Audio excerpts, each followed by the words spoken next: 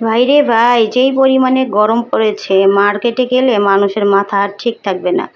এক তো হচ্ছে আবহাওয়ার গরম, আরেক হচ্ছে জিনিসপত্রের দাম। কথায় বলে না যে কথা কি এমনিই ভাইরাল হইছে যে লাস্ট এ কয়দিন হচ্ছে শুধু পোশাক ব্যবসায়ীদের জন্য কাপড়ে হাত দেওয়াই যায় না। বাচ্চাদের সামান্য একটি ছোট্ট ড্রেসের দামও প্রায় হচ্ছে ১৫-২ হাজার টাকার নিচে নেই। কি একটা অবস্থা! মধ্যবিত্ত থেকে শুরু করে নিম্নবিত্ত মানুষের শপিং করাটা মনে হয় একদম দায়ই হয়ে গেছে। শপিং মলে চকচকে লাইট দিয়ে একদম ঝাঁকানাকা করে তারা হচ্ছে যার থেকে যেভাবে পাচ্ছে টাকা হাতিয়ে নিচ্ছে। কিভাবে মানুষ শপিং করবে? আয়ের থেকে ব্যয় বেশি। এত পরিমাণের দাম মানুষের বাজেটের বাহিরে। কিভাবে মানুষ হচ্ছে যে ফ্যামিলি থেকে শুরু করে আত্মীয়স্বজন সবার সাথে হচ্ছে ঈদ ভাগাভাগি করবে। যারা মধ্যবিত্ত এবং যারা নিম্নবিত্ত আছে তারাই জানে এই বিষয়গুলো। আর যারা হচ্ছে উচ্চবিত্ত তাদের কাছে তো এগুলো বিলাসিতা ছাড়া আর কিছুই না।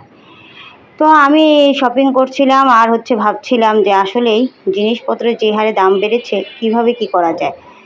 তো অনেকগুলো শপিং-টপিং করলাম বাচ্চাদের জন্য। কারণ বড়দের যেরকমই হোক বাচ্চাদের জন্য তো শপিং করতেই হবে।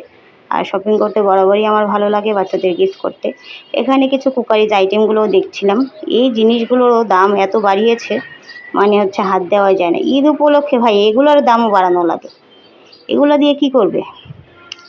যাক, ব্যবসায়ীদের এখন ব্যবসা করতে হবে। তারা ব্যবসা করতে থাকুক এবং জিনিসপত্রের দাম বাড়াতে থাকুক। আমি আর এখান থেকে কিছু না নিয়েই শপিং করে চলে এসেছি। আর আমাদের নবীনগর থেকে বাইপাইল পর্যন্ত এই রাস্তাটা পুরো মাঝখানটা একদম খেজুর গাছ দিয়ে ভরা। আমার এই রাস্তাটা খুবই ভালো লাগে দেখতে। এজন্য আপনাদের সাথেও শেয়ার করলাম। খুবই সুন্দরভাবে হচ্ছে খেজুর গাছ লাগানো হয়েছে। আমরা মাঝে মাঝে হচ্ছে নকশি পিঠা বানানোর জন্য এখান থেকে খেজুরের কাঁটাও নিয়ে যাই। আপনাদের লাগলে আমাদের এখানে চলে আসতে পারেন। এসে খেজুরের কাঁটা নিয়ে গিয়ে আপনারা নকশি পিঠা বানিয়ে নিতে পারেন। আমরা ননদ আর ভাবি এই কাজগুলোই করি। রিক্সা দিয়ে এসে এখান থেকে খেজুরের কাঁটা নিয়ে যাই। বুদ্ধিটা ভালো না? অনেক ভালো। ঈদ আসছে, নকশি পিঠা বানাইতেই তো হয়। তো যাই হোক, আপনাদের সাথে একটু গল্প করতে করতে আজকের ভিডিওটি রিক্সা দিয়ে যাইতে বেশি ভালো লাগে, এজন্য রিক্সা দিয়েই যাচ্ছিলাম আমরা। খুবই নিরিবিলি একটা পরিবেশ। আর যেহেতু ১২টা-১টা বাজে, ওই সময়টা হচ্ছে একদম পরিবেশটা একটু ঠান্ডা ছিল।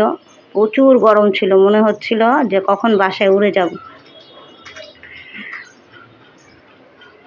সবুজ প্রকৃতির দুই পাশে, আর সাভার এরিয়াটায় খুবই সবুজ গাছপালা এগুলো দিয়ে ভরা।